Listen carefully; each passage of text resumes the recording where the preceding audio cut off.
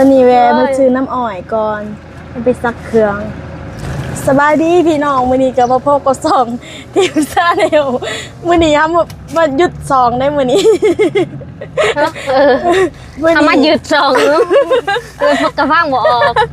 มื้อนี้เฮาสิไปซักเครื่องพี่น้องไปซักดูบอลกาววันเดอร์มื้อนี้พักเรืองคุดข้องหรือว่าพักเรืองหน้าแซงพอดีว่าน้องชายไปเบิ่งเข้าดูดน้ำมื้อนี้ยังดูดน้ำแต่พุ่นขึ้นมาแม่นิชาหันไปกลมันส่วนไปปีนมันบ่ส่วน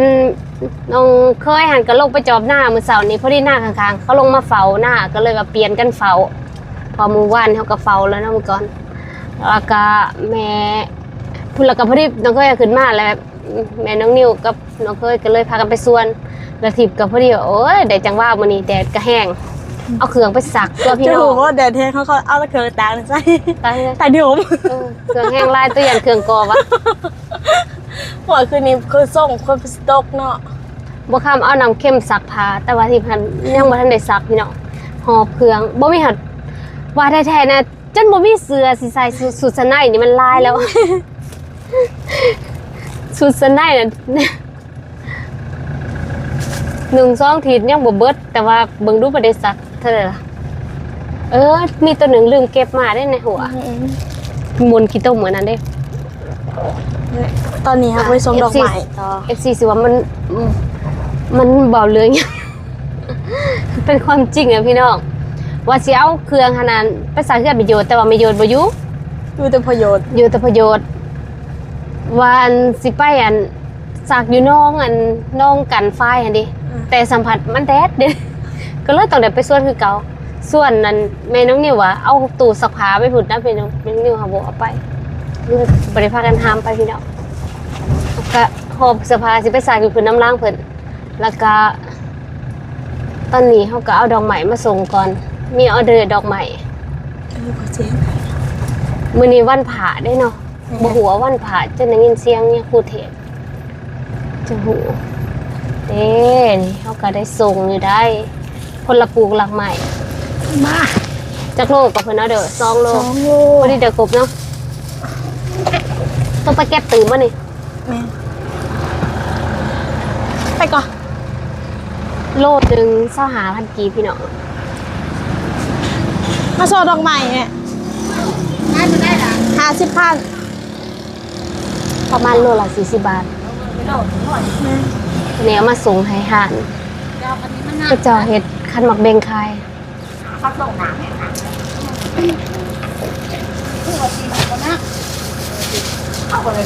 โอ้งามเนาะอุ้ยน้ำอ่อยกาบ้านแต่นั้นไล่กันสั่งใครอันสั่งอันเอาอันนั้นแล้วอันเบียร์สั่งเบียร์มาบ่ย่างอยู่ไปมาเลยที่กว่าปลูกก็ต้องพดคายข้าวหัวเขามีประมาณเท่าไหร่80 บาท2 โลได้ประมาณ80 บาทตอนนี้หารที่ทิพย์ขึ้นมาแป้งรถได้พี่น้องหารคนเวียดเดี๋ยวนี้เจ๋งแล้วเดี๋ยวนี้แมนเขาคายอุปกรณ์นี่ดิพวกงานอลูสิงยืดเลยพวกงานเอาไว้เป็นบอลอาหารคายคลองแล้ว1นาจะแบบซ้อมแป้งบนแดงบัตรทานซ้อมรถให้ทิพย์วาซันซ้อมครั้งน้ำบิดอยู่เมืองส้นแป้งหอดพุ่นนะอีหยังก่อมุกดาหารคอนแก่นกรุงเทพพุ่นนะว่าปานำพุ่นนะโหดเลยดิซองมากอะน่าจะบ้านเฮานี่คนติดหนีหลายการเฮ็ดธุรกิจเนาะท่านไปแป้งรถบอลอื่นสัมผัสบ่ติดหนีพี่น้องบัดว่าแป้งรถอยู่บ้านเฮาสัมผัสว่ามักติดหนีทิพย์ก็ยังคือจะได้อยากเห็นหันแป้งรถนะน้องชายว่าอยู่บ้านเฮานี่มีแต่คนติดหนีแบบขนาดแบบคนมีหน้ามีตาในสังคมก็ยังติดหนีแต่ว่าเวลาไปแป้งรถอยู่บนอื่นยังเซ็นไปแป้งอยู่แก่งกอกสวรรค์เนี้ยบนอื่นสัมผัสจ่ายสดแต่ว่าแป้งอยู่บ้านเฮาผัดอยากติดหนีอันนี้ก็บ่เป็นตาเฮ็ดเนาะเพราะว่าเขาลงทุนเขาก็ต้องอยากได้เงินอยากได้กำไรบ่แม่นมาเฮ็ดเพื่อช่วยเหลือเพื่อที่จะแบบว่าให้มาติดหนีมันบ่แม่น ผู้ติดหนี้ก็บ่เห็นใจเจ้าของกิจการสุดท้ายก็เจ๊งบ่แม่นเฉพาะแต่คนเวียดได้พี่น้องคนลาวก็คือกันหารคนลาวบางหารหาก็เจ๊งย้อนจังซี่แหละติดหนี้แล้วบ่จ่ายจักเทื่อติดบ่มีกำหนดนั่นน่ะบ่เป็นสาเหตุคนบ้านเดียวกันแทนที่สิแบบส่งเสริมกันแห้งอย่าลืนกันอีกคันบ่มีเงินก็บ่เป็นตาไปแป้งเนาะแม่นบ่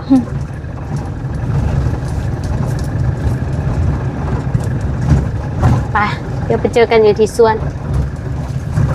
ไปบ่ได้ ต้นนี้ไปบ่ได้เลยพี่น้องย่าเขาปูย่างกลับคือเก่าหรือว่าใครให้เวทมีทางเวทไหมบ่ สิไปทางเวทไปสิไปสักอยู่พร้อมนะเอาสักแป๊บๆแล้วก็เมื่อ แต่รถไทยเขาไปได้ปูมีเนาะหุ่นนะ สิติดรถ บ่ให้เบิ่งรถไทยก่อนนี่แล้วเราจักคันนี้ก็อยากไปนี่ เป็น เอ้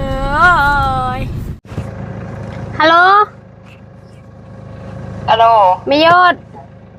เอ้ย มาขอสักเครื่องอยู่เฮือนเจ้าเด้อ เออ ไผอยู่เฮือนเนี่ย เอาพ่อเยอะพ่อเยอะซะ บ่ฮู้ได้ปิดเฮือนอยู่ แล้วยังเอาไว้รถกินน้ำอันนั้นน้ำบักดำบ่ได้บ่ หือมันได้สิไปพ่อ เออยังทางไม่ ยังบ่พอ ยันว่าออกหลาย จะละ ที่โทรบอกพ่อเยอะเด้อ มาเฮาเฮือนเลยเด้อเนี่ย มาซากเลยฮะ มาเฮาเฮือนแล้วได้อยู่นะเฮือนนี่แหละ หากว่าเห็นคนบ่ บ่ทันได้เข้าไปบ่คือสิบ่เห็นดอกประตูปิดอยู่ แล้วผัดไปทางใด จักเข้าทายในเฮือนเด้อ ที่โทรบอกแล้วเด้อ เลยใจมันเข้าบ่ได้นี่ครับบ่เปิดประตู ตอนนี้มาซักเครื่องอยู่ที่เมโยคือเก่าพี่น้องไปทางนั้นทำมันไปบ่ได้มันเป็น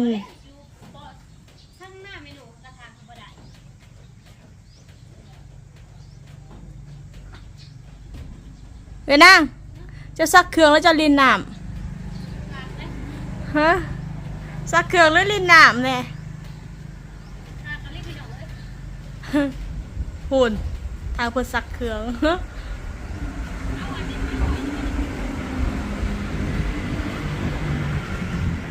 ไปรออยู่เซ่เด้แดด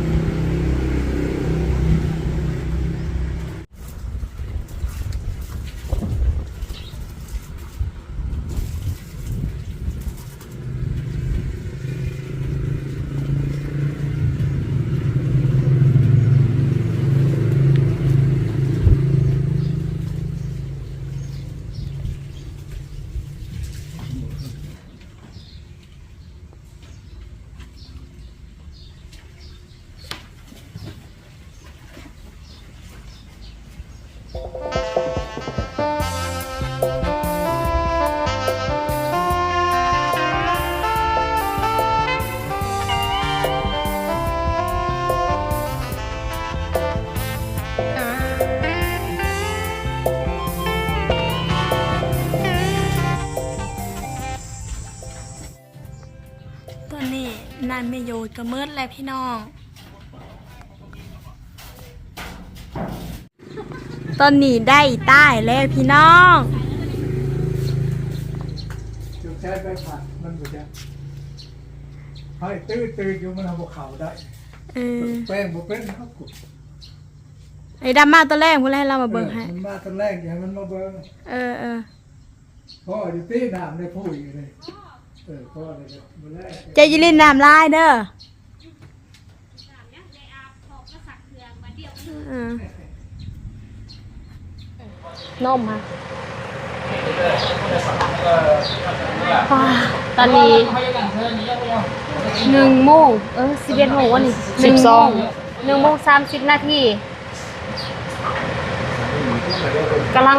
มากินข้าวพี่น้องให้กระสักเครื่องแล้วป้ามันมีเห็นยังสักใช่ไหมวันนี้คือจะกินเซนเนาะก็เลยแบบมาหาซื้อยัง ตัวเอาเฟอร์หรือกับเปียก ข้าวเปียก สิบอกเขาเอ้าเฟอร์ตัว ข้าวเปียกไหม เปลี่ยนเลยเอ้าทำเบิ่งว่าเอารอยังมา จะมาเสิร์ฟเพิ่มบ่ได้ไปไหนดอก ยำเงินเบิดหลังจังมา ป้าผู้ใส่ชิ้นงานได้มาเสิร์ฟเพิ่น เป็นยาง ยาง เออ เดี๋ยวสมุทรชนเด้ นี่อยากว่าจะไป เดี๋ยวแหละเขา นี่ บ อยา อก ก ไป ให้ไป ยางคิดว่าเป็นยางลี ช่วงนี้เท่าแล้วเพิ่นบ่มีเวลายางแล้วเพิ่นให้ยาง เป็นยังไง ใส่ ไอ้ยืนว่า ใส่ชิ้นงามบ่ไปยางอ่ะ ชิ้นงานเฮาพี่น้องมือได้อยากมาแล้วก็มาแม่นบ่มือได้อยากยุดแล้วก็ยุดขาดจะได้18 วันมา2มือขาด18มืออุ้ยลูกน้องอันนี้บ่วงก็ไม่มีเลยนะนี่เลยสิถาเบิ่งว่าตัวสิได้กินข้าวเปียกหรือได้กินเฟอไม่ได้กินข้าวเปียกเฟอ ถ้าเบิ่ง ถ้าเบิ่งเด้อ ถ้าเบิ่ง ถ้าเบิ่ง ถ้าเบิ่ง น่ะ นั่น สิกินบ่น้ำเย็น กินแล้วว่าน้ำเย็น อยากกระทำแปลก น่ะเฟอถ้าตัวบ่ถือโป๊ะไอ้แกสิได้โป๊ะอ้วนเด้อพี่น้องมากินน้ำกันมึงดูบ่ทันได้กินหยังเลยเด้ง่างมักเผ็ด ชิม มา ก่อน ใส่ ชิมก่อน ซื่นใจแล้วพี่น้องกินข้าวเที่ยงกันป้าเฮาก็บ่ได้กินเศษลายเหมือนเนาะถ้าใส่น้อยๆเฮาเป็นกระบอกอยู่ ไปส่งไอ้เป๊ปซี่ให้หน่อยเด้อ คิดข้าวน้ำกันพี่น้องแสบหรือบ่แสบก็ต้องปรุงเป็น แซ่บกับ ทำเนียบ แซ่บกับปุ้ง แม้นจะมันเป็นหยัง เอาสิรักการมันอยู่แล้ว แม่นบ่อยแก้ว แซ่บ เด็ก บ่ เคยกินอะ ที่เขาเปียกอยู่รักษาที่หานะ มาเป็นยางแล้วเรากำลังสิไป โตกินพรมเหรอวะ กำลังสิไปเนี่ย กำลังสิไป ป้า เนี่ย ยาง แต่ แด แด ด ด นี่ นี่ นะ นะเอา ยางเห็นยังเลย จักน้องเขาเจ้าจัดกองประชุมเนาะ โอ้เอาถุงเอาข้ามไปหยา ว่าเขาสิไปบ่ว่าบ่แซ่บเด้อด่าไปแล้ว เด็กมาเสิร์ฟแล้วก็ไปแล้วบ่มาอยู่ซ้ ป้าลูกค้าแม่หนู ำไปซ้ เอาแบบเบาๆเอา ำพอห่อนแท้ห่อนกับบอกมาถูกปากเลยห่อนกับบอก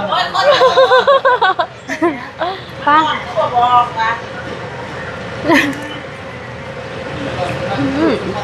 มาก็โตกินข้าวกันพี่น้อง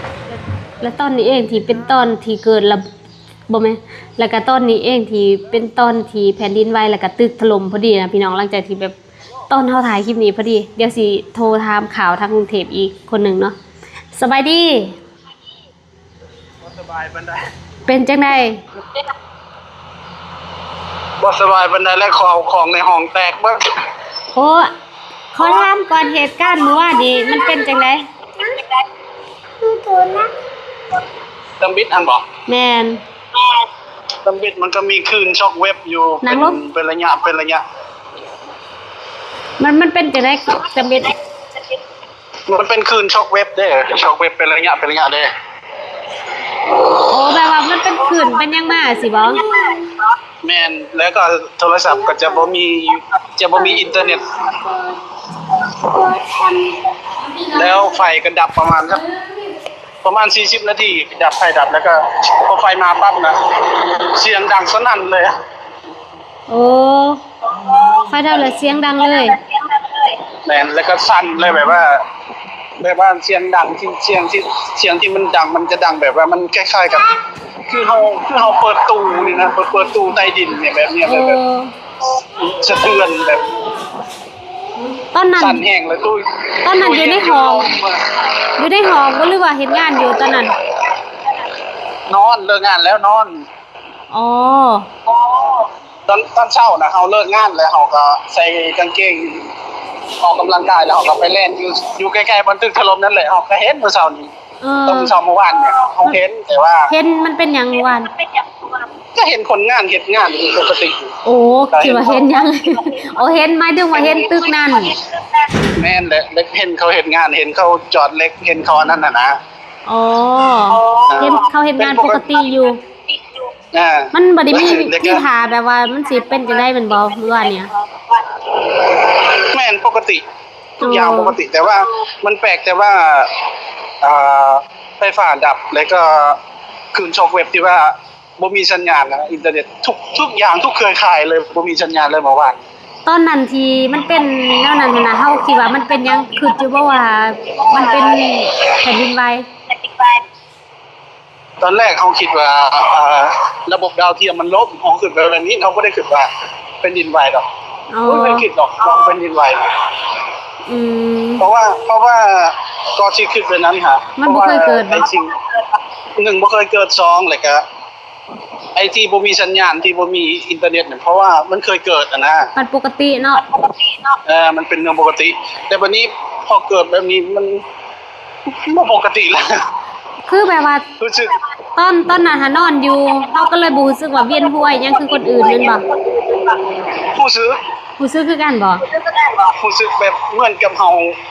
แบบว่าเหมือนกับเฮาลูกมาแต่ไข่ใหม่ๆอะนะ อ๋อแล้วมันมึนหัวแล้วนั่น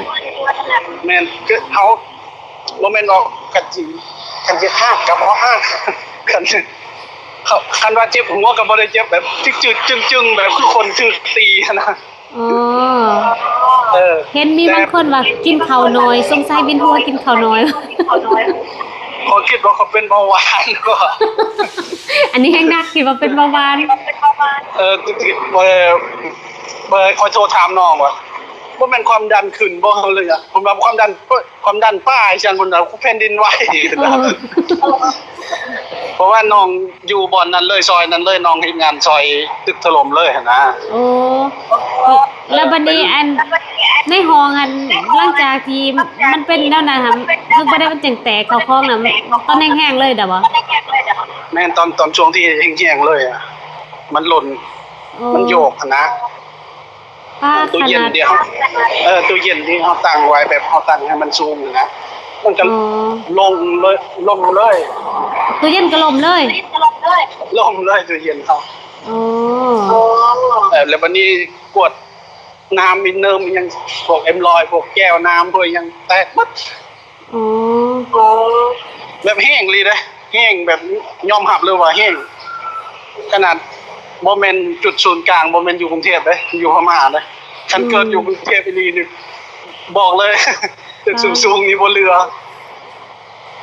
ขนาดเฮาออกไปเฮาขี่มอเตอร์ไซค์ออกไปเฮาเห็นไอ้ตึกอยู่อันนี้นะ5แยกลาดพร้าวนี่โยกไปโยกมาคือยอดคือยอดมะอึนี่ มันแกงเนาะ มันโยกอยู่ปลายอยู่เทิงแบบสระว่ายน้ำอยู่เทิงแบบ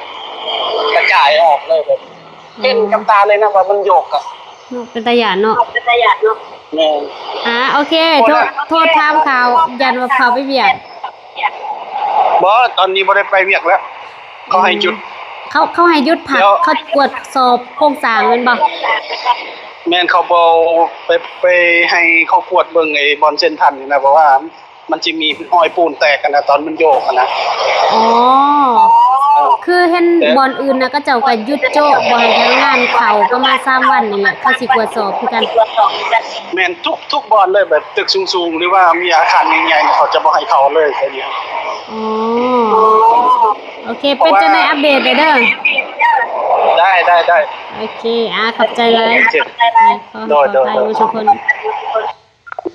อันนี้ก็โทรถามข่าวเบาเอสทางกรุงเทพและพี่น้องเพิ่นอยู่นั่นเดี๋ยวลองถามหมู่ทิพย์อีกคนหนึงเป็นจังได๋คนที่ว่าอยู่ในเหตุการณ์เนาะ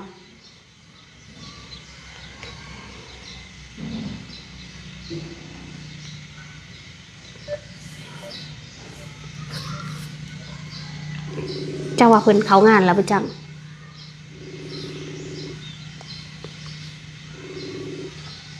ฮัลโหลเห็นเป็นจะได้เฮ้ยมื้อวานนี่เฮ้ย ว้าวกูออกกะมานอนเจนบิง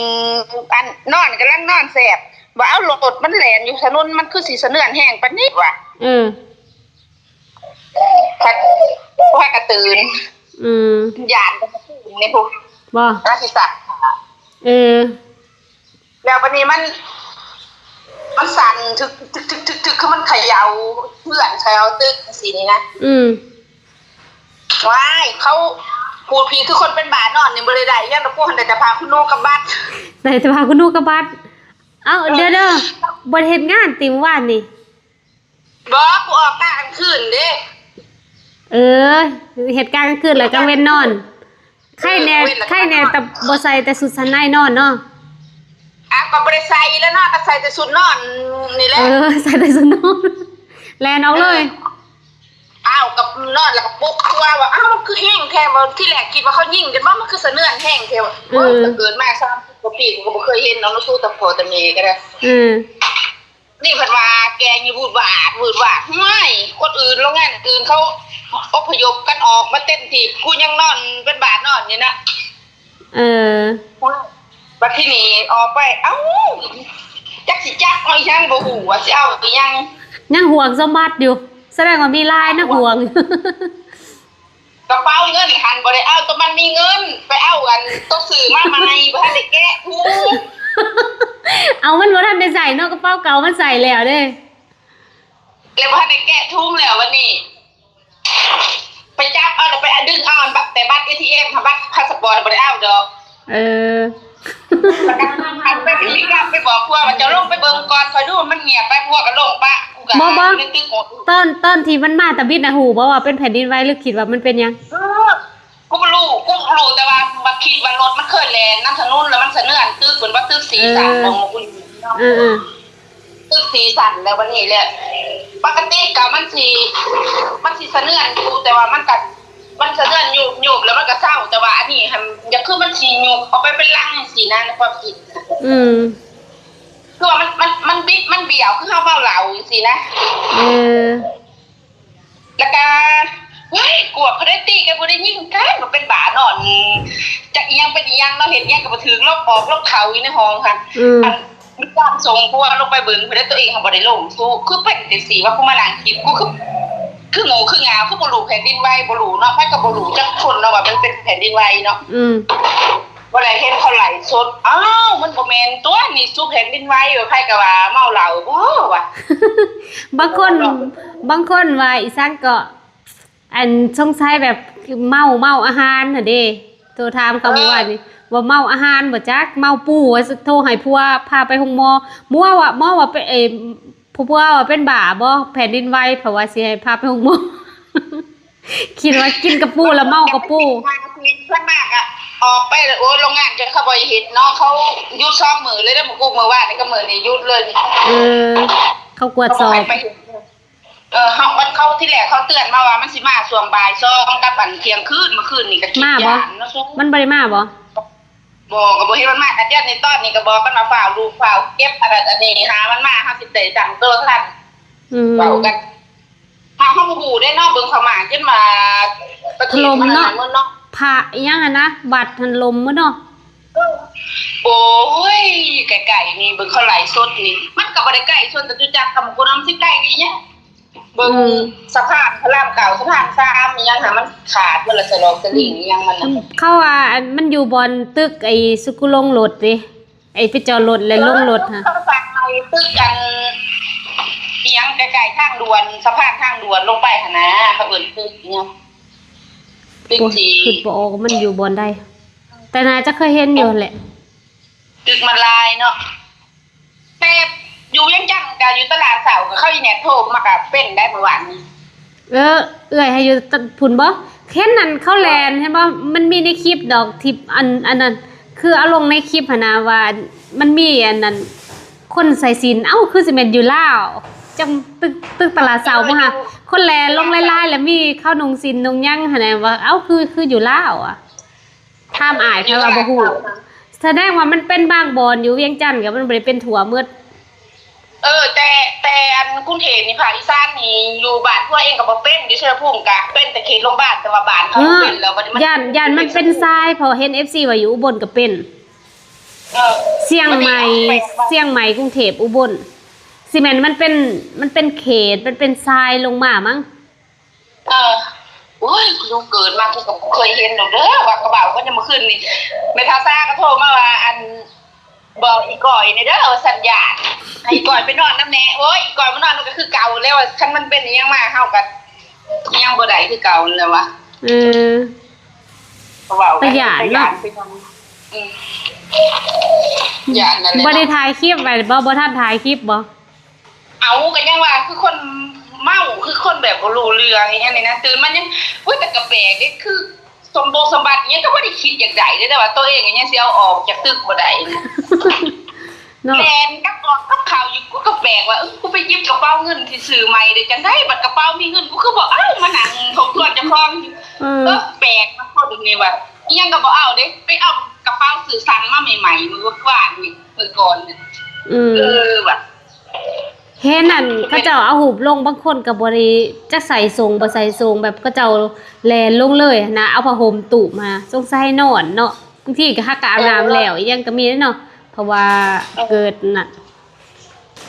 คนเฮามันนอนรับนอนตื่นเนาะซูนอนเป็นบ่าเป็นบ่อไปก็เตรียมโต๊ะสักพานนะเอาในเวลาก็ให้กินข้าวกินน้ำก็นอนฟังเหตุการณ์เบิ่งใหม่คิดว่าสิไปใส่กินข้าวกินน้ำเตรียมโต๊ะว่าซั่นโอเคเอาขอบใจเด้อระวังเนี่ยน่ะคุณเพื่อนบ่ได้ฮู้ได้ว่าเฮาอัดวิดีโอนี่ก็ลืมบอกเพิ่นบ่เป็นหยังดอกวันนี้ลองถามทางภาคเหนือเนาะถามแม่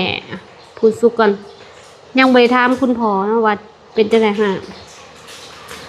บ่มีเฟซเพิ่นน่ะมีแต่ในเพจบ่เนาะ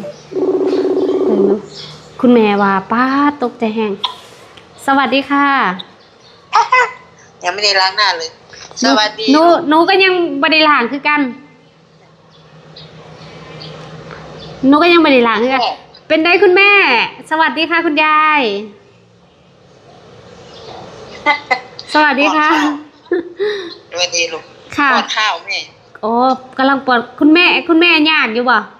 ไม่เป็นไรป้อนโจ๊กเฉยๆเป็นจะได้คุณแม่มื้อวานนี้เหตุการณ์น่ะโอ้ยแม่นั่งอยู่ข้างนอกแม่ก็ว่านั่งเล่นก่อนนะมันร้อนว่างี้แม่หนูคิดดูว่าผ้าม่านนี่เนาะผ้าม่านเป็นอย่างนี้เลยเด้โอ้แม่เกิดมาจะ60 ปีแล้วอีหยังวะมันเป็นอีหยังวะขนาดย่าเป็นอัลไซเมอร์เนาะย่าจำได้บ่ย่ายังจำโอ้ยแกก็ตกใจก็ว่าอุ๊ยอีหยังเป็นอีหยังแกจะลุกหนีเลยเด้แม่ดึงไว้ว่าอย่าเพิ่งลุกไปไหนลุกไปไม่ได้นะนั่งสักพักเหมือนกับคนเมาเหล้านี่แหละอุ้ยเวียนไปหมดเลย 2-3 รอบนู่นเด้ตอนนั้นคุณแม่คิดว่าเป็นแผ่นดินไหวอยู่บ่หรือว่าเป็นยังวันนี้สงสัยจะแผ่นดินไหวนะก็เลยไลน์ถามหลานบอกว่าใช่นะafter shock แต่มันอยู่จังพม่าอยู่ทางตากนู่นเนาะทางแม่สายทางเชียงรายนี่มันไม่ใช่นะนั่นแหละหนูก็บ่ได้คิดว่ามันสิฮอดพุ่นได้ยินแต่ว่าอยู่เชียงใหม่หั่นอันนั้นแต่บ่ได้คิดว่าสิไปฮอดเชียงรายเด้ฮอดหมดเลยยังบ่ได้ถามฮอดสุดเบิ่งหนูขนาดพยัคฆ์เขายังว่าตึกชั้น5โรงพยาบาลก็ยังสั่นโรงพยาบาลพยัคฆ์นี่พยัคฆ์กระพูมหั่นน่ะไปหมดเลยนะโอ้มันมีบางโรงพยาบาลที่กระเจ้าถ่ายลงอยู่ขอนแก่นน่าจะอยู่ขอนแก่นบางญาติที่ไปเฮียนเป็นหมอน่ะก็พากันอพยพลงมาอยู่กระหลุมพี่น่ะบ่อนใดที่เป็นโรงพยาบาลอพยพคนไข้ลงมาเนาะคือสิยากแห้งห้ามใส่ลิฟต์อีกต่างหากเข้าออกหมดเลยคนไข้คนป่วยคนอะไร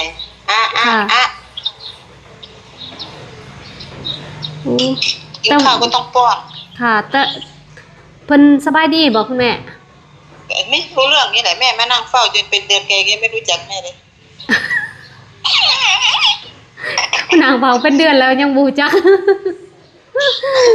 ว่าแม่เป็นใครไม่รู้เป็นน้องเป็นนุ่งเป็นหลานเป็นอุ้ยเป็นใครไม่รู้แต่ก็คิดบ่คำแม่งว่าอันพาไปเฮียนที่เฮ็ดเคปนำแน่ว่าซั่นเฮ็ดจังได๋คุณแม่ยังอยู่เชียงรายอยู่อ่ะอยู่เชียงรายอยู่เลยหนูไม่ได้ไปไหนเลยเพิ่งไม่ได้จากคุณแม่มาคุณแม่กับพยัคฆ์มื้อใดหลังสงกรานต์น่ะลูกหลังสงกรานต์เนาะหลังสงกรานต์ปุ๊บไปปั๊บก็บุญบั้งไฟอีกได้ป่ะนี่พยัคฆ์เด้บุญบั้งไฟพยัคฆ์อีกพฤษภาใช่พฤษภาจนฮอดเดือน7พุ่นเนาะบุญบั้งไฟทางไทยดูข่าวฝนจะตกได้มื้อนี้ก็เบิ่งมืดๆท ชียงรายไม่เห็นว่าอะไรมีแต่แดด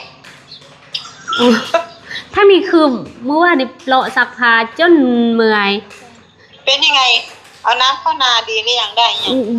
ยังดูดเก็บน้ำอยู่ยังบ่ทันได้เข้าหน้าซับ เหรอ ค่ะ ทุลักทุเลนะเด็กอ้วนก็นั่งรถซาเล้ง โอ้ยตื่นแต่ละมื้อจนตื่นบ่อยากได้พุ่นแหละแต่ละมื้อ เนาะ ค่ะ โอ้ยทำยากมากเลยใช่ไหม แม่นเดี๋ยวงั้นอัปเดตแค่นี้ก่อนนะคะคุณแม่เดี๋ยวดูโทรทำข่าวทางเชียงใหม่ก่อนขอให้คุณยายจำได้เร็วๆนะคะ โอเคค่ะ ค่ะ ขอบณ สวัสดีค่ะ มากน ค่ะ จ้า หนูอัดคลิปนะคะคุณแม่ โอเค ค่ะคุณแม่เดี๋ยวเบิ่ง5เพชรพอสุกอีกเนาะคุณแม่พูดสุกตอนนี้เพิ่นอยู่เชียงรายพี่น้องเพิ่นกลับไปเบิ่งคุณยายคุณแม่เพิ่นไปได้เสมออายุจักเท่าใดแล้วที่บ่จื้อช่วงนี้บ่ได้บ่มีคนเฝ้าว่าแล้วเพิ่นขึ้นไปนี่แหละร้านขายหยังนี่แหละคุณแม่ว่าสิก็ส่งไปทำหลายคนเนาะท่านเจ้าคุณเพิ่นว่ากำลังนั่งพังปฏิโมกข์รีบออกจากโบสถ์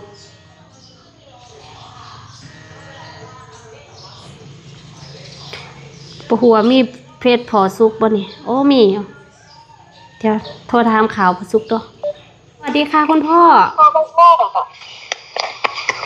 ฮัลโหล สวัสดี สวัสดีค่ะ ได้ยินแล้ว เมื่อ หนั วาก น อยู่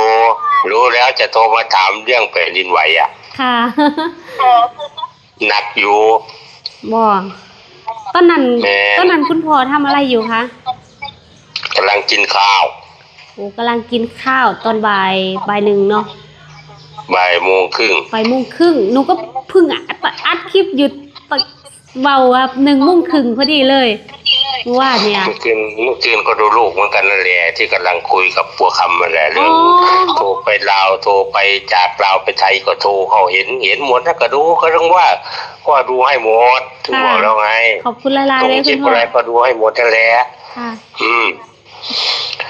มันหนักตรงที่ว่าไอ้พวกอยู่ตึกสูงนี่ลำบากเท่านั้นแหละ แมน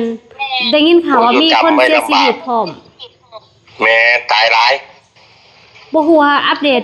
จักศพแล้วเนาะตอนนี้บ่ทันได้เข้าเบิ่ง เมื่อคืนดูรอบสุดท้าย10 ศพแล้ว 10ศพแล้วป้า แม่ดูข่าวก่อนจะนอนเมื่อคืนนี่เข้าบ้าน5 ทุ่มครึ่ง6 ทุ่ม ค่ะ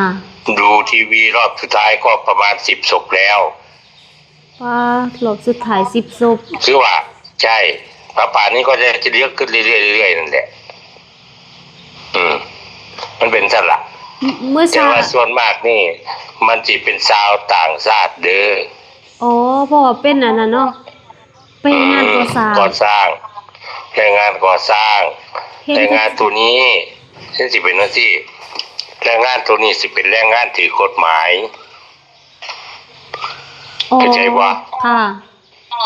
ไม่ใช่ว่าจะมาแล้วไม่มีพาสปอร์ตถ้าไม่มีพาสปอร์ตมันจะทำงานใหญ่ๆยาก ค่ะ ถ้าเป็นลาวก็เป็นลาวมีพาสปอร์ตพม่าของพม่าพาสปอร์ตเข้าใจว่า ค่ะ มันทำยังไงได้เกิดแก่เจ็บตาย เนาะ แต่ว่าถ้าสมมติว่าคนศพเจอแล้วก็ว่าเป็นไผศาสตร์ใดนี่ เหตุการณ์ยังไงทั้งเสียมันจิมีสดเชย โอ้ ใหญ่ๆวะ ค่ะ กฎหมายมันจิมีสดเชยบ่ใช่ว่าตายพี่ ค่ะ จังซั่นล่ะมันต้องตายทุกคนนั่นแหละลูกเกิดมา ใช่ไหมแต่มันไม่อยากเป็นอย่างนี้ แม่น ใช่ไหมล่ะแค่นั้นล่ะ คือคุณพ่อ แล้วเป็น คือ ยัง อยู่ ไงว่าถามเลย อยู่อันนั่นเด้ทางคุณพ่อได้เป็นจังไดมื้อวานนี้ เหมือนกันยึกยักเหมือนกันแหละแต่ว่ามันเราอยู่พื้นราบมันไม่ได้อยู่ตึกสูง อ๋อแบบว่า พวกที่ผลกระทบเนี่ยการแผ่นดินไหวนี่ใครอยู่สูงคนนั้นจะกระทบเยอะ เห็นอัน เข้าใจว่า ค่ะ เห็นอยู่มื้อวานนี้ก็เจ้าส่วนก็ไปซื้อบ้านมาริโอโจ๊กอันนี้กาแฟเราส่วนไปอยู่บ้านอยู่ บ่อยากอยู่ตึกสูงแล้วว่าซั่น นั่นแหละมันเป็นสั่นที่เชียงใหม่นี่ตึกในสูงก็โดนเป็นเหมือนกัน อ๋อ ตึกแล้ว ค่ะ โรงแรมก็บางแห่งก็แตก อ๋อ โรงแรมใหญ่ๆเนี่ยโรงแรมเซ็นทรานี่ก็แตก แตกก็ติดแม่น้ำปิงเนี่ยแตก ค่ะ มันแตกข้างบนลงมาแล้วพวกอิฐพวกอะไรเศษอิฐตกลงมากอง โอ้ อย่างนี้แหละกระทบมากแต่ว่าฝั่งลาวคงจะไม่เป็นละมั่งเป็นไหม ฟังเล่าได้ยินว่าอยู่เวียงจันทน์ตึกตลาดเสาหันกาสันคือกัน แต่บ่ได้เป็นหยัง ฉันใจว่ามันไม่ได้เป็นอะไร เพราะมันไม่ได้สูง แล้วก็อยู่ร่วงน้ำท่ากับหอดคือกันทั้งภาคเหนือนะทั้งไก่พม่านะก็หอดแต่หากบ่ได้เป็นหยัง แต่ไม่ได้เป็นอะไร เพราะว่ามันอยู่ต่ำยิ่งสูงยิ่งกระทบเยอะ อยู่ต่ำไม่เท่าไหร่เท่านั้นแหละ โอ้ สู้ต่อไปทำต่อไป ค่ะ เห็นไหม ค่ะ เดี๋ยวนี้ YouTube คนก็เยอะอะไรก็เยอะรายได้ก็อาจจะลดลง หนูก็ขยันลงคลิปให้มันเยอะ ไม่ มันไม่ใช่อาชีพที่จะได้อยู่ได้ตลอดรอดฝั่งหน้าเนี่ย ๆค่ะ แค่ฉาบช่วย เข้าใจไหม ได้ไปแล้วต้องแบ่งไปลงทุน ค่ะ ทำสวนทำรั้วทำอะไรก็ทำไป แต่ว่าดูคลิปทีไรโอ้ยหนักกว่าประเทศไทยเหมือนกันนะ ถึงก็โทรทับข่าว FC แต่ละบอนะพี่น้องยังอุบลเนาะอุบลแม่นผู้ใดเนาะอยู่อุบล เห็นว่าอุบลก็หอด พอสวัสดีจ้ะกำแพงเพชรบ่แม่นบ่ทัน อยู่ทางเหนือบ่หอดติทั้งหมดกาขอแสดงความเสียใจเนาะกับผู้ที่ว่าโศกหายอยู่ในตึกถล่มแล้วพี่น้องที่ก็ยังติดตามข่าวเห็นแบบว่าเพิ่นเอาคนออกค่ะป้าแต่อย่าเนาะว่าจมอยู่นะที่เพิ่นมื้อเช้านี่ค่ะ เห็นข่าวตอนนี้เห็นว่ามาลายศพแล้วพี่น้องยังติดตามต่อไปเนาะว่าสิทั้งหมดเท่าใดก็ขอให้มีคนหลอดลายเนาะขอให้บ่มีจำนวนผู้เสียชีวิตเพิ่มกว่านี้แล้วก็เป็นกำลังใจให้ทุกบอลทุกทีเด้อพี่น้องสำหรับคลิปนี้ทิพย์กาสีโจไว้เพียงเท่านี้เจอกันใหม่ในคลิปหน้าสวัสดี